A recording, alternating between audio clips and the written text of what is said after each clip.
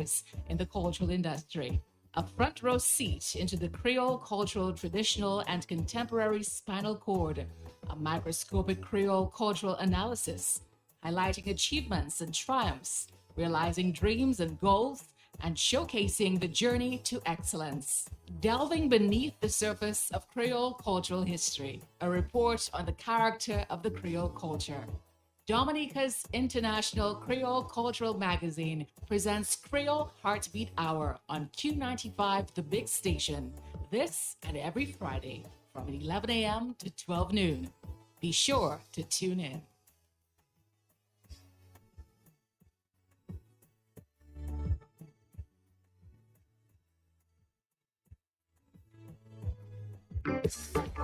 Yeah, Sakaisala, Green Swadix, Green Swadix, Green Swadix, Green Swadix. Kakou awete ba moun plen a yon manja kite la vi. Apresiye sa yo kape kon yo apami nou jodi. La te moge ba leve non nou ka konsipe moun debi. Pleasant good morning, Dominica. Good morning, Eastern Caribbean. Welcome to another Creole Heartbeat program. I'm Leroy Wadix Charles. It's a pleasure to be in your company. Nous regardez vraiment spécial bonjour pour tout le monde, à tout la Dominique aux Antilles. C'est un grand plaisir encore pour nous là avec vous, messieurs, mesdames. Bienvenue sur Creole Heartbeat, monsieur Paul Sancien Creole. Nous avons une spéciale émission pour vous autres. Bon matin là, messieurs. Nous regardons bonjour tout le monde. À toute la Dominique aux Antilles, tout ce monde là sur Internet. We are here live on the big station, and we also want to say good morning to all our viewers on our Facebook page, and that's the big station.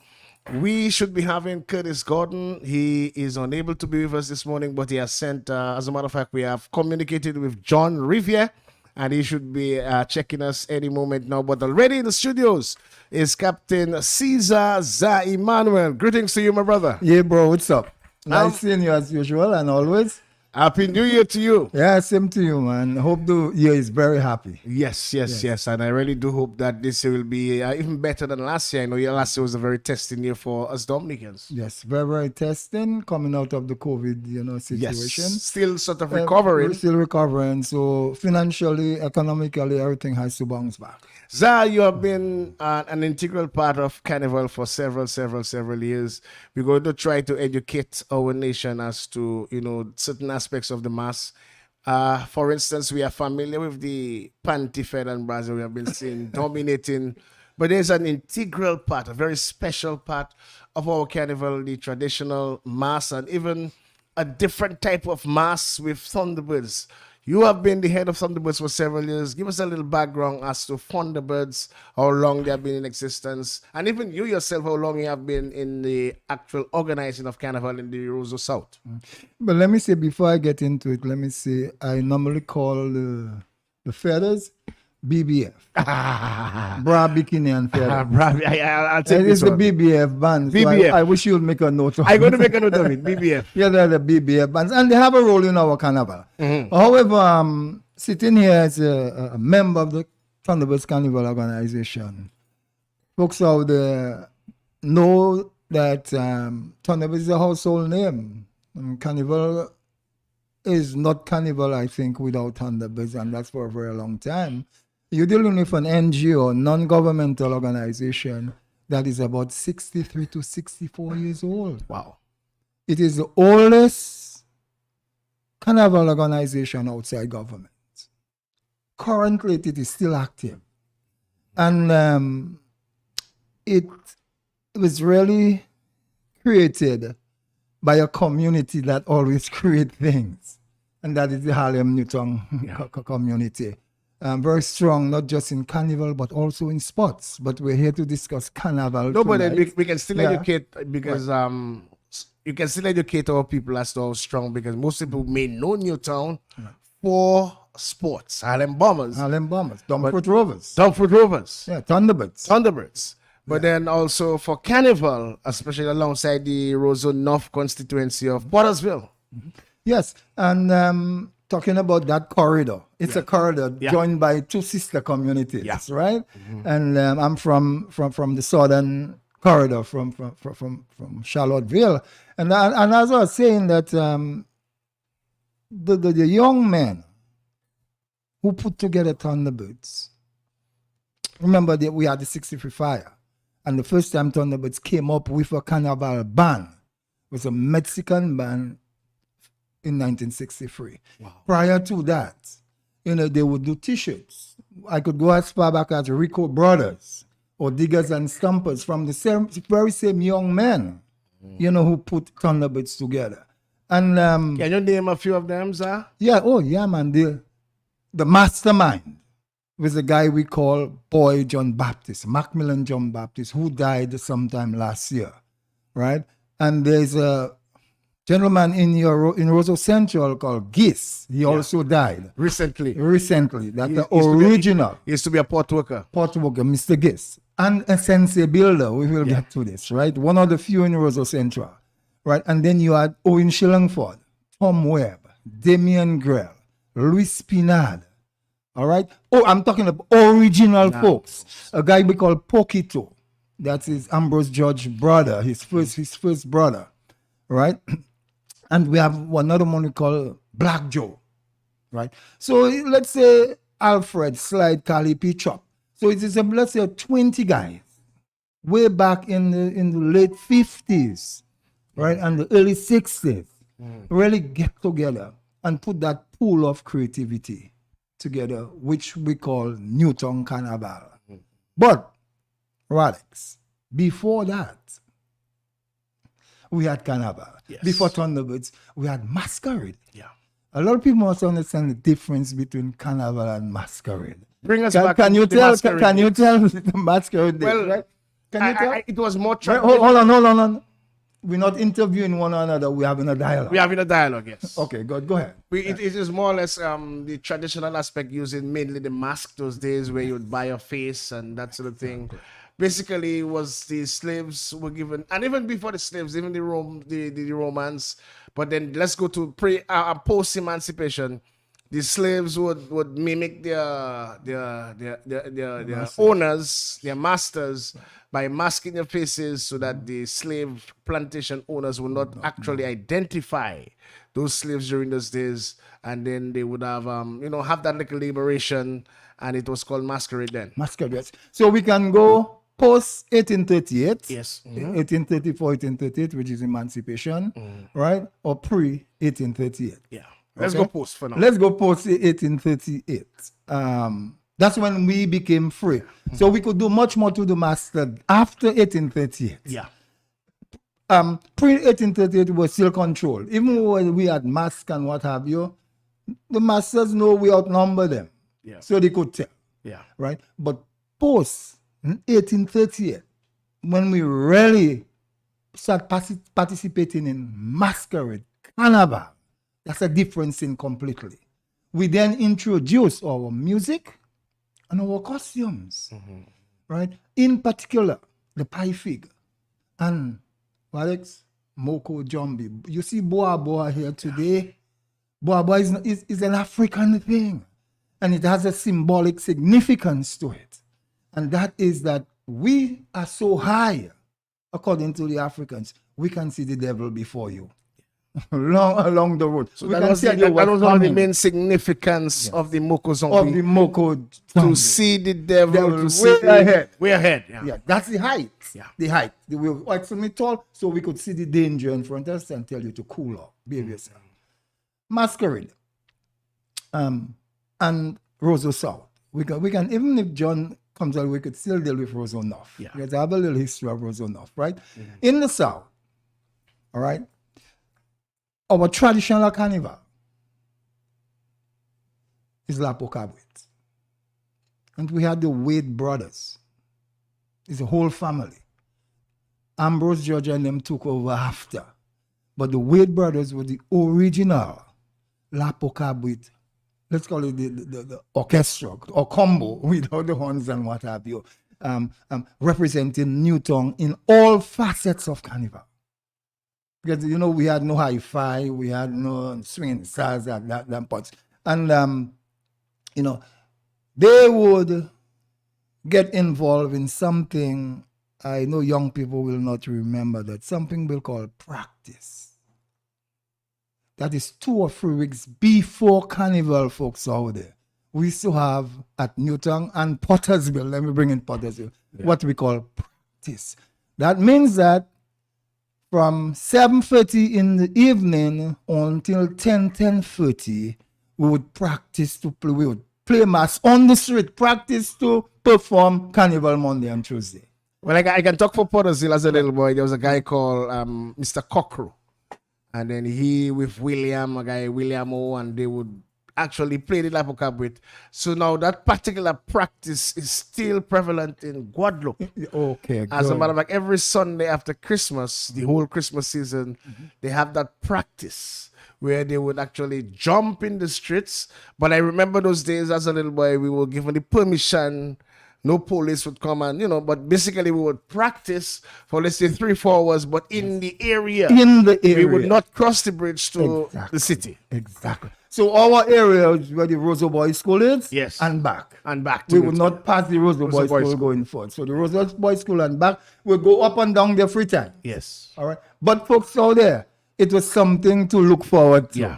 Christmas finish, New Year's finish, your Lapoca, but is on the road for 3 weeks before Monday, Tuesday, and Carnival. That is gone. Yeah. In Dominica. Totally. I do not know why. But then the advantages of that is people would get into the mood. To put you in the mood. And people would actually start to feel that Carnival is around the corner. Exactly. And they themselves would actually start to, prepare themselves for the Monday and Tuesday, thus calling it practice. It's just like I played football for Harlem and Spartans and other teams, right? We used to go and practice every afternoon to play the game. It's the same principle. You go and you practice to know you enjoy yourself, you get fit, because you can't go Roseau Monday and Tuesday not fit, Right? And you have to know the tunes. Yeah. So the people some people who we call Chatwell, right? And the Lavoué. Remember, the Lapoca is a structure, Yeah. Let's explain the structure. It's a structure, It has drums. Yes. Okay? It have gouage. It have shak, and most importantly, it have 2 other components. One component is what we call the singer, the main singer, which is Chatwell, right? And the other component is the Lavoué, which is the chorus. Is the chorus. So in African music, there's a call and response, mechanism. Yeah. So the same thing in the Lapoca, where you have the main singer, and then you have the Lavoué is the chorus. Yeah. Now, folks, pay close attention to this. In another key part of that Lapoca structure is the singers used to go backward, not forward. Wow. So while the guys beating the drum going forward, the singers give the drummers their face, their front, but they're reversing while they So he would be singing to the drummers and the chorus. And the chorus, yes. Remarkable, eh? Yes.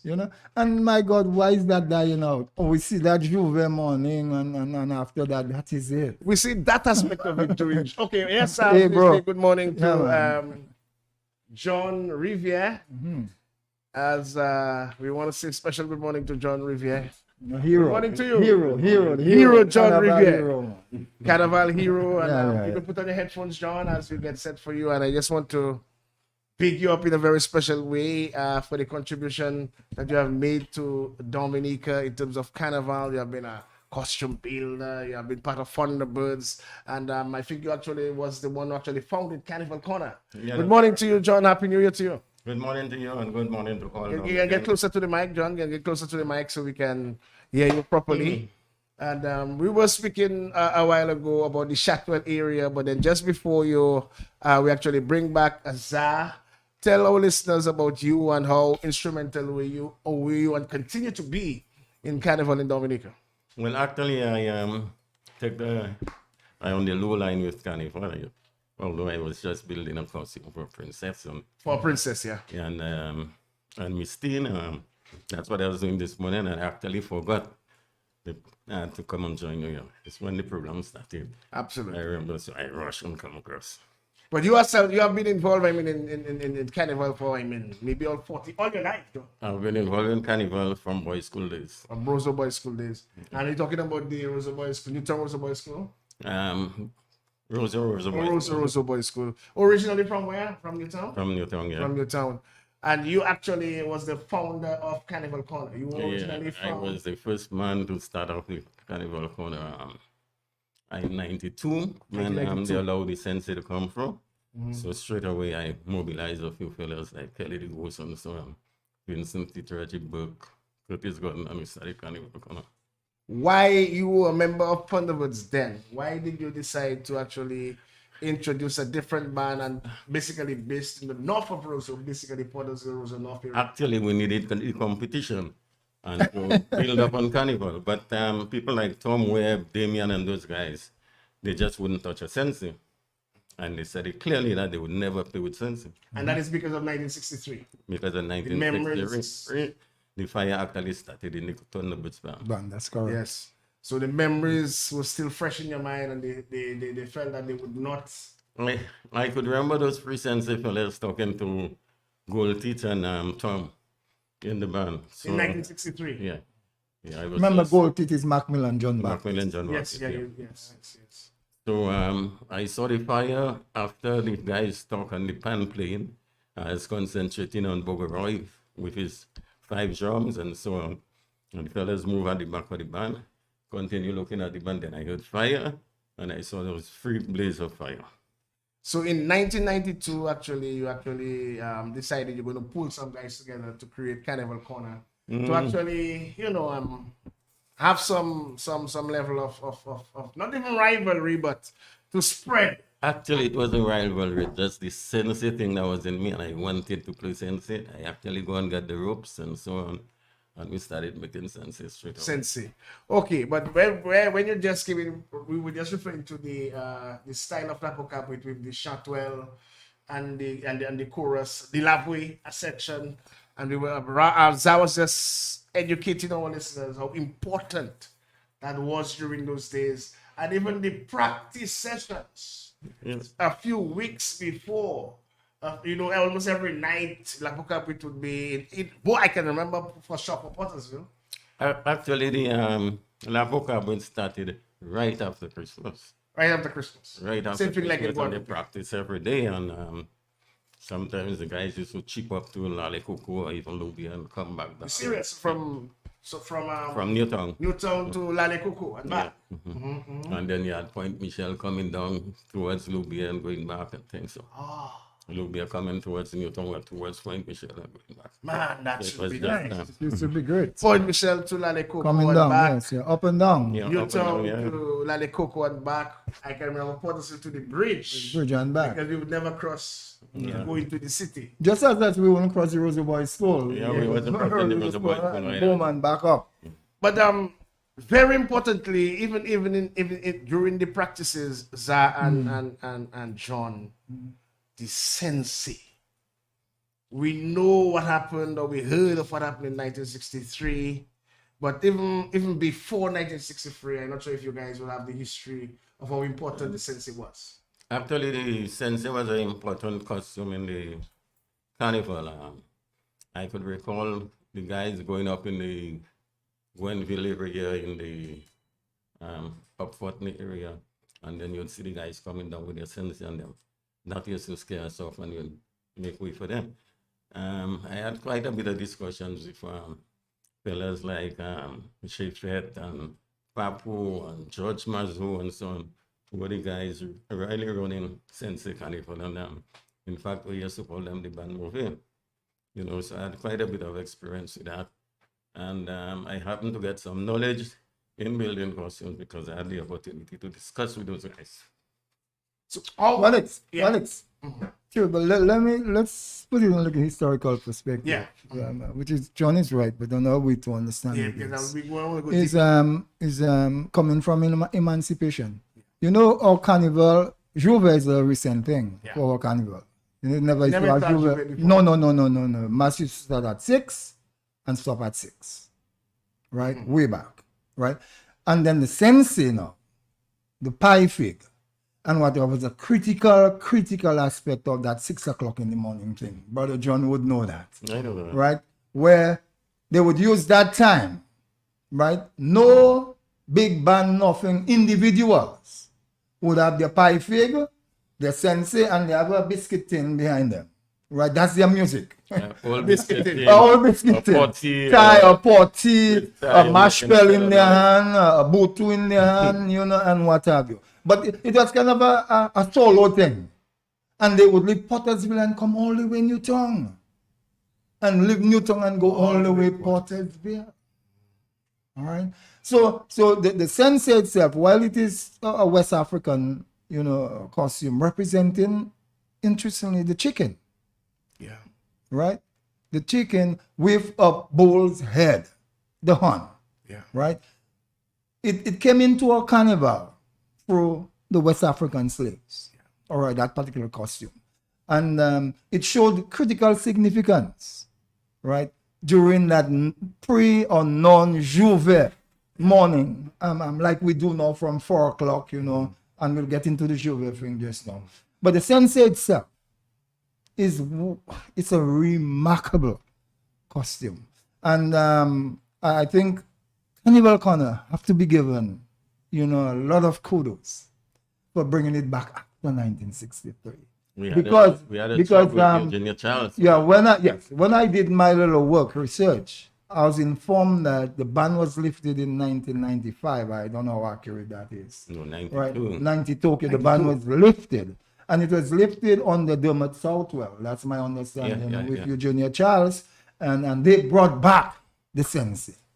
So we have to give Cannibal Corner, who really lobbied, right? And John can testify to that. However, listeners out there and Walix, sensei never died in Dominica. Grand Bay used to have its sensei still, even after the ban. St. Joe, Portsmouth, after the ban, sensei never, it died in Roseau Central, but not around Dominica. That is correct. I think after the fire, instead of penalizing the people that caused the fire, they penalized the costume. They penalize the costume and not the people Yeah. that actually caused the fire. Very interesting. Not the professional burners. Not you the know? professional winners. This is very critical because on the return of the sensei, there was certain restrictions. Yeah, there were restrictions. We had the rope and we had the pie fig, and then we had to get fire extinguisher. We hired In the band. We got Butch and the ex-fire deputy in the band in case anything happened. But they also, every person that is supposed to carry the sensei costume had to have a number. That is in 94. In 94 that was They introduced. didn't allow it in 93, but they released it in 94, and they decided everybody should have a number, Whether you're masked or not. whether you mask or not. Right. In fact, they didn't remove the mask. They allowed to use the sensei, but they did use the mask. One of the things I see happening with the sensei now, they use too much of the, how you call it? Rice bag. The Halloween mask faces. I think we should continue to use either our white mask faces or create our own mask face. That is an aspect of the sensei I just don't like at all. When to uphold you hear of the real mask, because remember we were first of all we were the masquerade. Then it was the most spontaneous carnival, Real mask. and then we are now with the real mask. When the both of you hear the term the real mask, which is our special brand of carnival, John, what first will the looks after? What first comes to your mind? The real mask, I think we have taken away from it. We have too much fantasy, and we have too much how you call it? We had fantasy, then we bring in historical and so on. We should definitely continue with our fantasy, our historical, not fantasy, historical thing. Portrayals, yeah. Yeah, our sensei and so on. I'd really love to see we going that way. These Rio Carnival and Trinidad Carnival that is infiltrating in our carnival. I just don't like it. I would prefer to remain where we are and call ourselves the real master. What your take? What's your take? What is the real mass? Is the real mass a perception of those that organize the real mass? We're certainly not into that real mass understanding.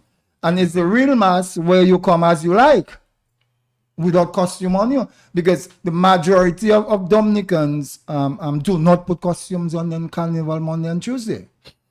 Yeah. If we have more than 3,000 costume wearers on Carnival Tuesday for the parade, we have plenty. All right. So what is the real mass?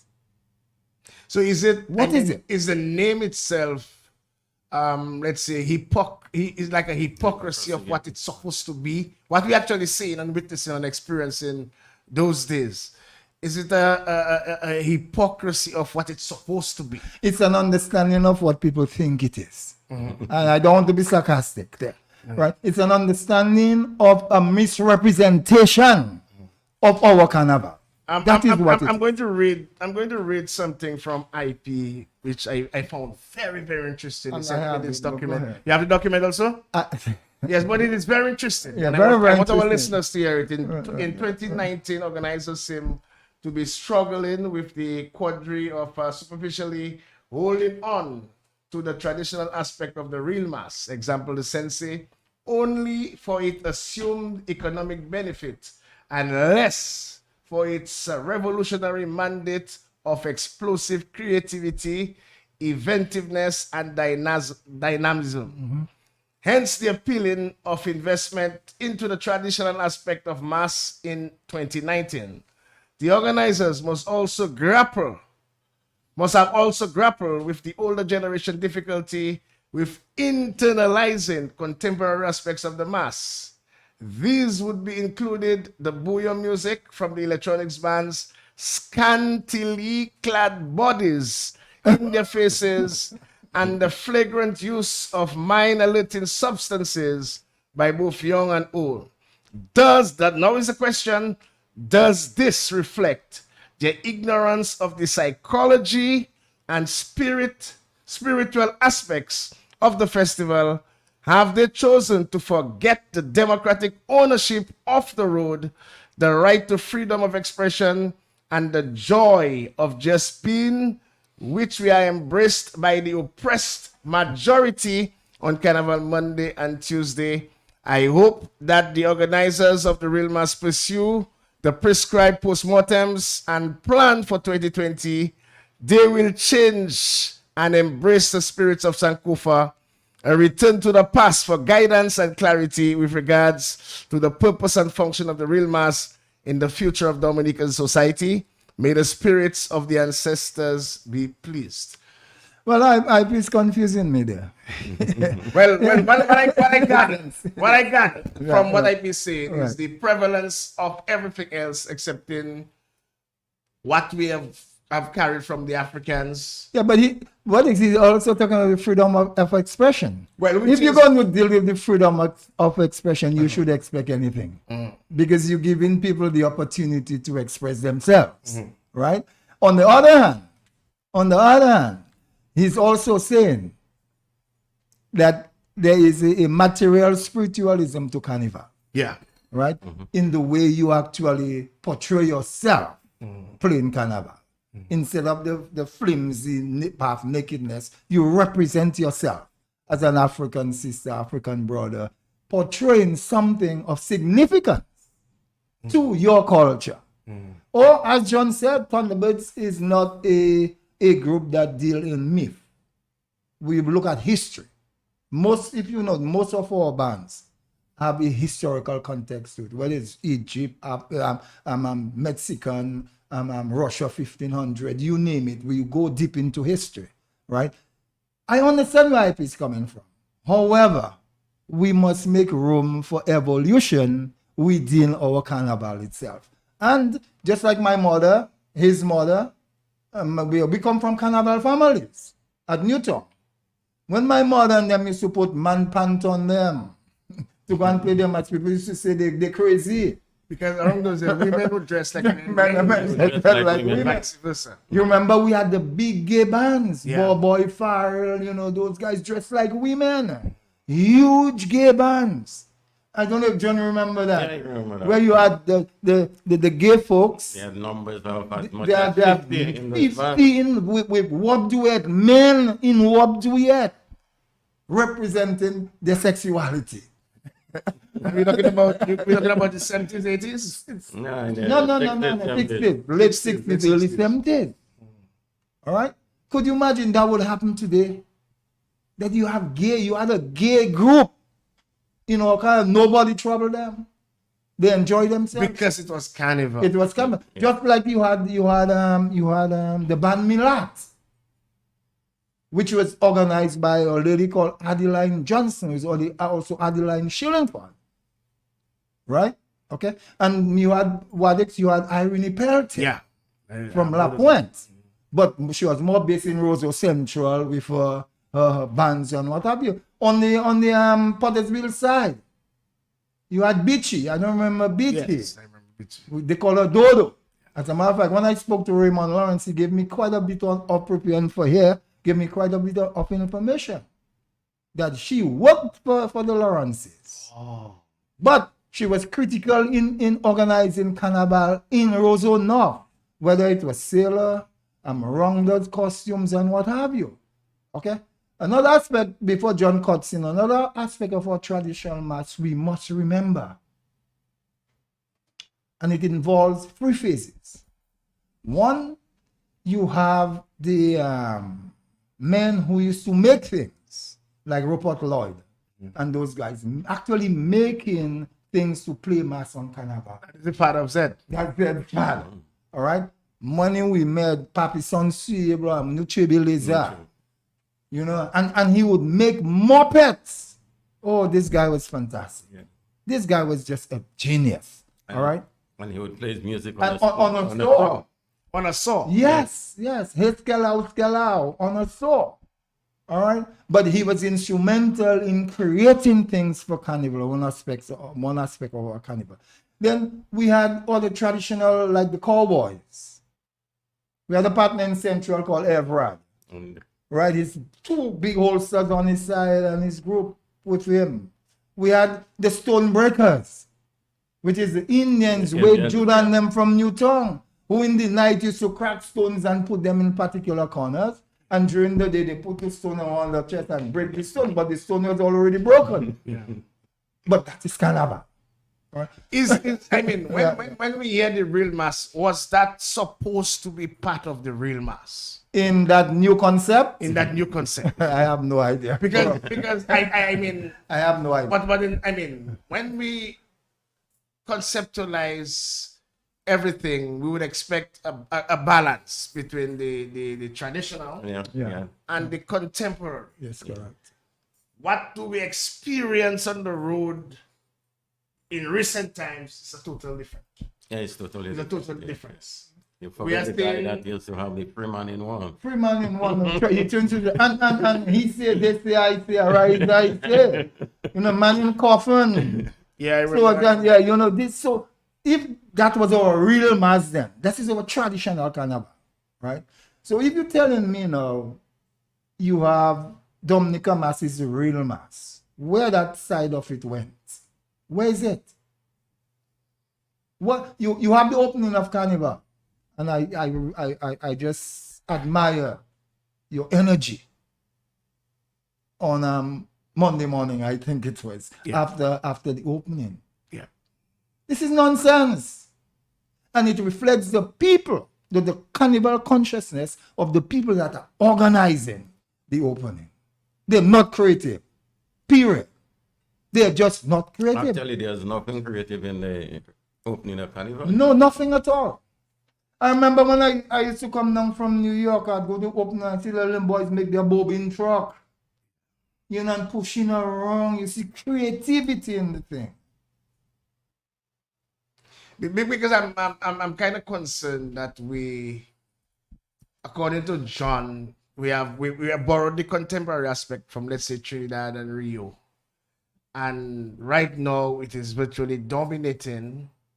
But then, is that the real mass we would like to sell?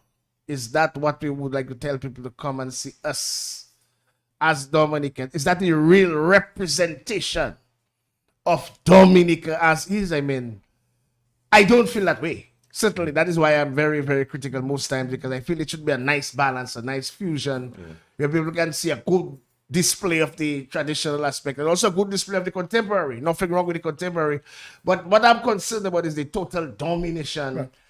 But you see what Dominica is unique, eh?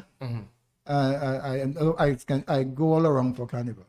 Grenada, St. Lucia, St. Vincent, Barbados. And we are unique. We have a traditional mass. Grenada have jab. You know, have the jab traditional mass. Something similar to the Black Devils? We will get into that. We have that from Lapli. We have that in Lapli. All right? But I haven't seen Sensi. The place where you see Sensi is Antigua, but the Dominicans brought it to Antigua. Yes, it in Guadeloupe and Martinique. Guadeloupe, Martinique, yeah. All right? But we are unique in that we have different forms of traditional carnival costumes. We have the Susuel Sui.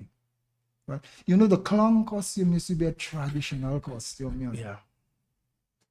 There's a couple of women in Central. Every kind, that's all they putting on them. John with their powder, I don't know if you know their names.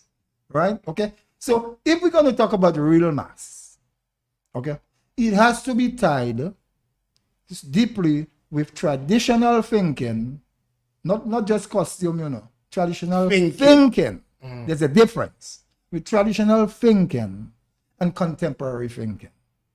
Now, which one should dominate the other? I think we should look for equilibrium. We should look for a balance. 50-50. 50-50 between the two. All right? But let me just shift gears a little bit and say what I think killed the real mass is moving Carnival parade from Monday to Tuesday.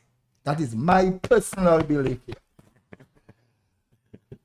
This power up our Carnival big time.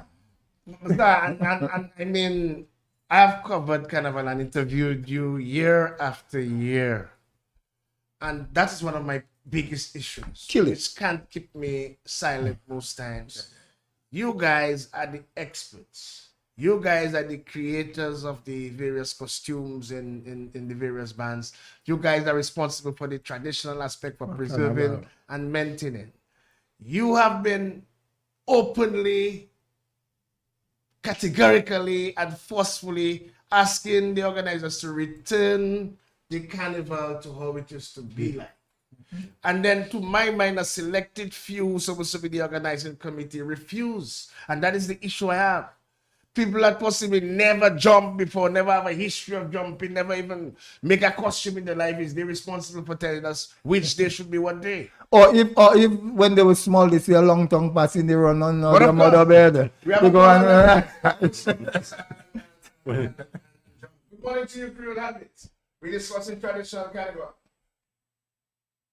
Hello, good morning, Creole Heartbeat. We have several lines going there. See which one that's available.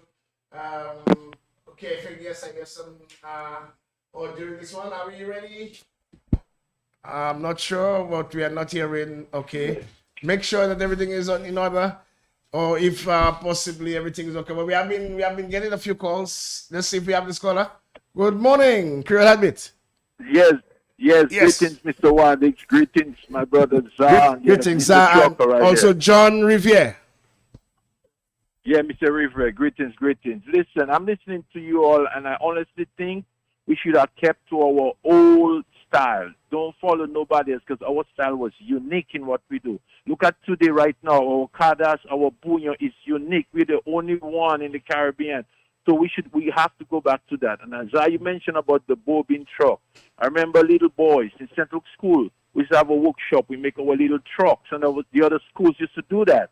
Our children don't have no skills to do those things right now. It's like somebody take it out away from building our skills. So we should go back to what we had before. Let it be unique. We're unique in all what we do. And Wadix, I want to say something to you. Last week, and I thought about you, I was watching a program on television up in Atlanta.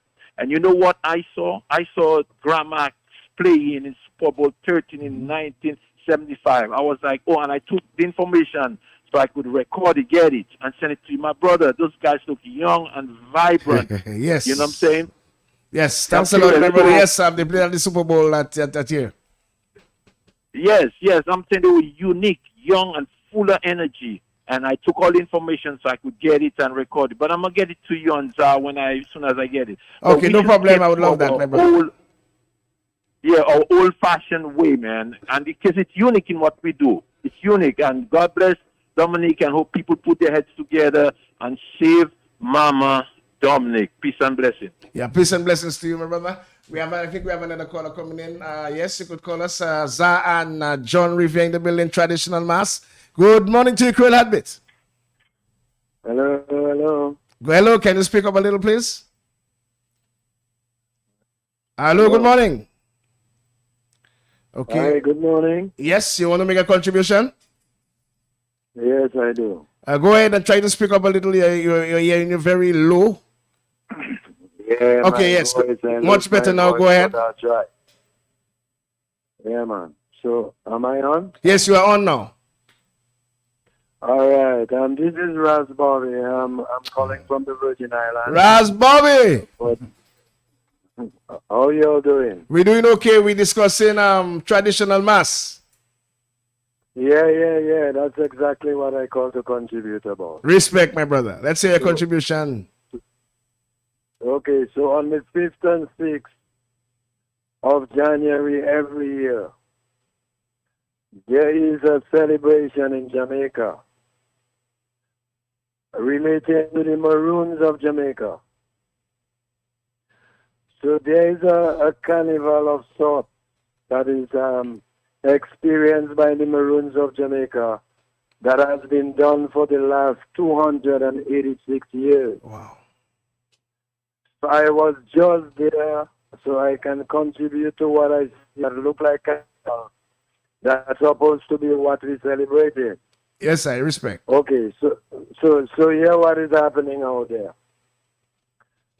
After the war that the Maroons fought against the English, that they won in 1738, there was a liberation procession done by the Maroons that took them into the camps of the warriors like Kojo and Akompong. I was actually in Maroon Town, which is known as Akompong. And there, the chief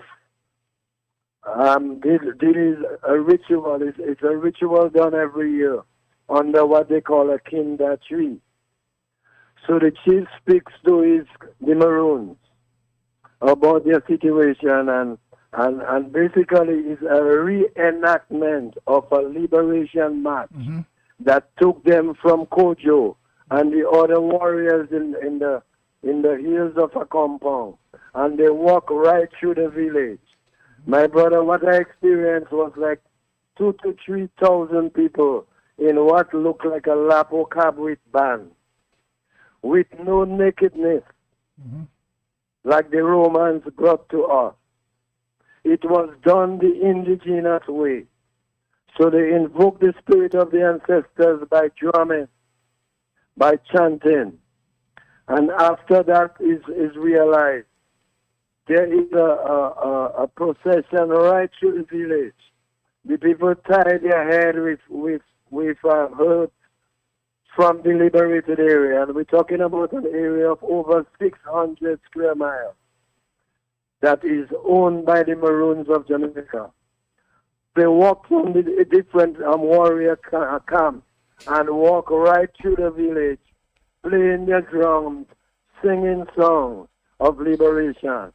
So it was no nakedness on the street, my brothers and sisters. That was brought by them Caucasians. So this liberation exercise is really what Carnival is all about.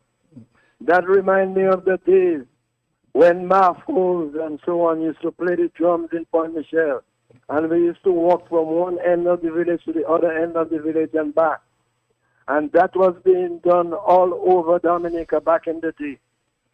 My brothers and sisters listening to me, Carnival is supposed to be a liberation exercise. In Jamaica, it's done every 5th and 6th of January. It has nothing to do with bacchanal and getting drunk and sexism and all that nonsense that they do every year. This is not the real carnival. The real carnival is an indigenous African liberation exercise that we ought to be doing every day instead of drinking rum and have people naked on the street all the time. Okay, You hear that I am host now. Yes, go ahead. Yeah, man. Maximum respect. Because of time, Bobby, we have to try to move on. But we really want to thank you for your contribution and to tell us about the experience in Jamaica.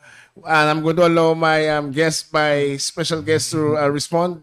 First of all, sir, thank you very much, Bobby. There's a difference between what Bobby is saying and what our carnival is. Our carnival is a Roman Catholic Lent-based carnival. It's not a liberation carnival. Dominica Carnival is a Lent-based carnival. It is a time in the Roman Catholic tradition, where you have free for a week, Mardi Gras, Lady Gras, Samedi Gras, and what have you, to eat and drink as much as you can and be as fornicating as you can to go into Lent. And once Ash Wednesday reach you back, Ash Wednesday. When Ash Wednesday reach, you cannot be into rum and meat, sex. You have to fast for 40 days.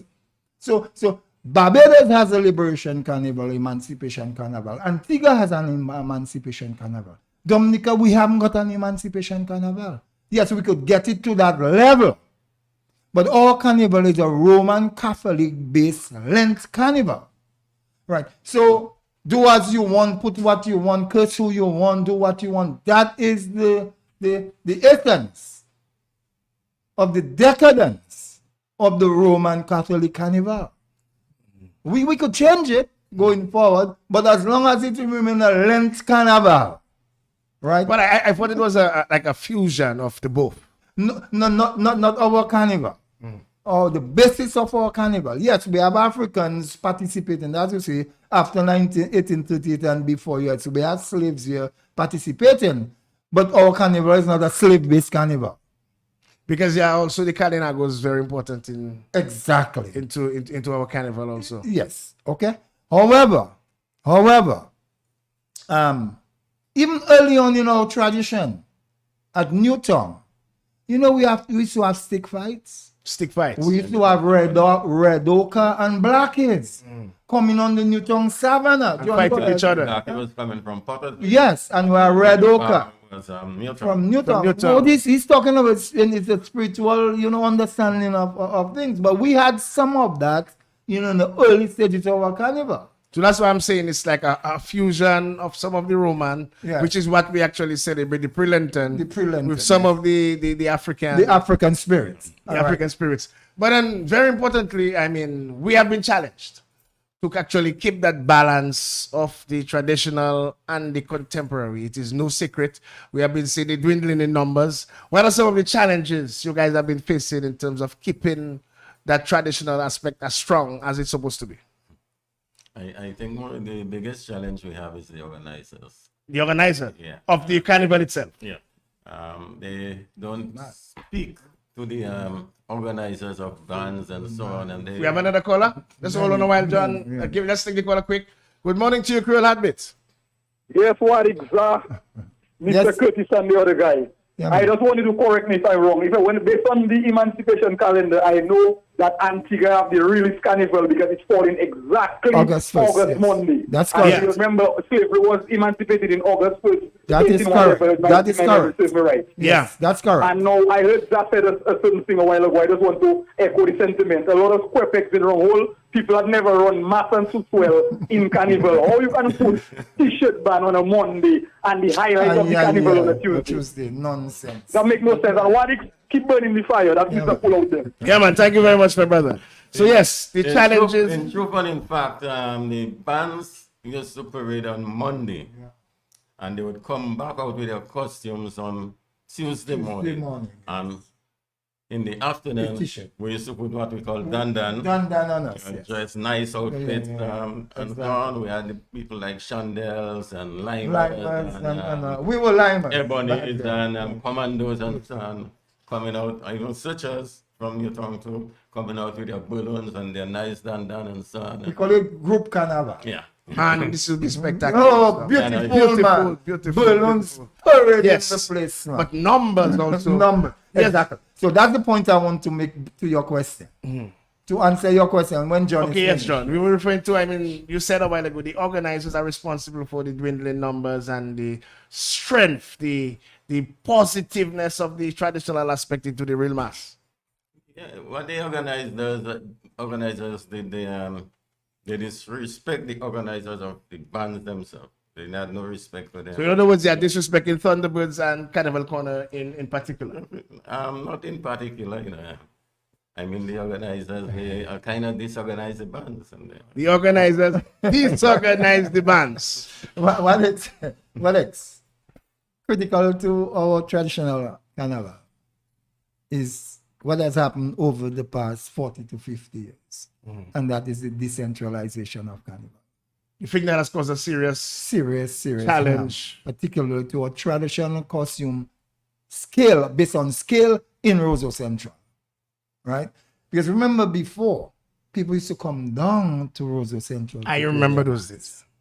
all right, and then go back up, yeah. and Tuesday they would do their thing in their village, right? But the traditional mass was in Roseau, and we had scale, we had sensei, black is white, all over the place, right? Now, a couple miles from us, Maho Massacre have an opening and they have mass carnival in their community, right? St. Joe in the community, Portsmouth in the community. Granby, Marigot in the community, right? So we have to look at the whole decentralization process that has taken place over the years in our carnival and determine how it has affected participation, right, in traditional mass. Because when Thunderbirds bring out 120 people on a Tuesday, on a Monday for traditional mass, right? Okay. St. Joe has another 100 in St. Joe. Portsmouth has 150 in Portsmouth. So the numbers are there. It's just that the numbers are scattered. So if you really want to make an impact to see the beauty again of our traditional mass, have the folks in the villages pay respect to Central for that central mass, and then they go back up to their villages. We tried it once in Thunderbirds, and it worked.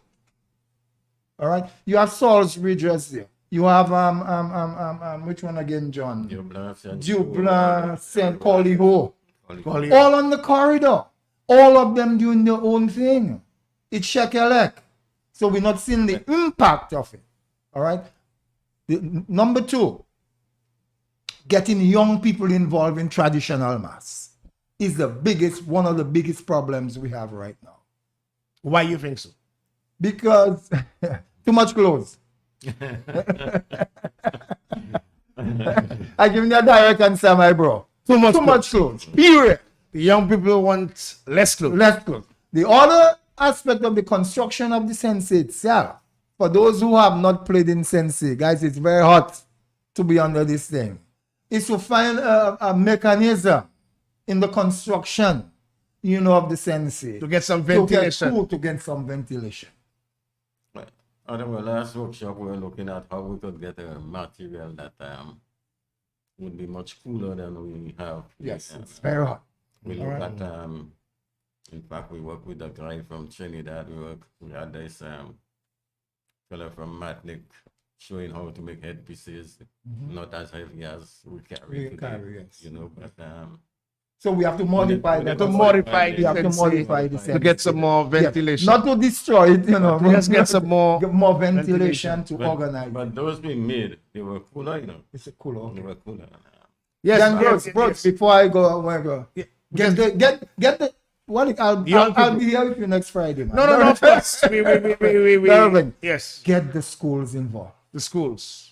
This is where the young folks are, in the schools. Uh-huh. Teach and train them not only to build the costume, but to wear the costume. And there should be an incentive given to them. And you know what that incentive is? Turn over the organization of Carnival to people who understand it. Who understand Carnival? Don't let people that don't understand Carnival run Carnival. These people who understand it, people who have participated in it. At the organizational level, at the costume building level, at the recruiting, because remember you have to recruit people to come to your band. People don't just walk into your band, you call it like that, you know. What about financial incentives? Exactly. And that is where the state comes handy. This is where government comes in handy. Right? Because if Trinidad John knows, Carnival is a budget, a big budget. Very big one too. It's a big budget, and it starts the Wednesday after Carnival. After Christmas. After Christmas, right there. All right. So the state, if you're talking about the real math, and you want to, I read a study, something done by I can't remember the lady's name, for Parabellot in the link, where the author of that piece was take the position that Dominica is unique in the sense that it has a participatory carnival. You know what that means? Yeah. Come as you like. Come as you like Carnival. Come as you like carnival. So that is what makes us unique. That's what makes it come as you like. So in other words, what the study says is that if we want our carnival to grow and be a fantastic tourist product, so we're talking about tourist carnival now, right? We have sports carnival, sports and tourism. We have carnival tourists coming in. If we want them to come in, we have to put it in a way where everything is easy for them. They just come, leave the boat, and jump in the back. Play their mass. That will give us the numbers. And they can go back and tell other people, you come down because you don't need sleepers, you don't need this, you just go and you play mass. I totally disagree. What are your suggestions for the way we should handle that part of it? The way it has to be handled is that, as I said earlier on, folks out there, people who understand what carnival is from a historical perspective and its relation to us as Africans in a spiritual understanding, right? Turn it over to those folks. Let them take over carnival and what it's the state government. I'm not talking about DFC, you know. I think I know how about the state has to become involved in financing the groups, the major groups that are critical in producing traditional carnival. The preservation And of that carnival. And we're recommending Wadix to lead that crew. John, time is up, but we really have to go for the news major. I want to invite you guys back next week because I also want to talk about the impasse. I also want us to really give some recommendations. I want us to delve into, how we can really make that balance, work for the product, the carnival product itself. Because how it is now, it appears that who is presently involved, the focus is more on the BBF. Yes. And the product, if it's supposed to be the real mass, like it said, there should be that balance, which is not there. As I see it now, especially from the opening, I see it almost 90-10, which is not very good in terms of, contemporary versus traditional. Right. So we can't be talking the real mass is 90-10. Sure. We need to at least get it closer to 60-40, 50-50. And then we should have a spectacle, but you need the right people involved. Guys, thanks. I'm inviting you guys again next week. Zah, a pleasure. Yeah. God bless you. The news major comes up next as we continue the educational process on Creole Heartbeat.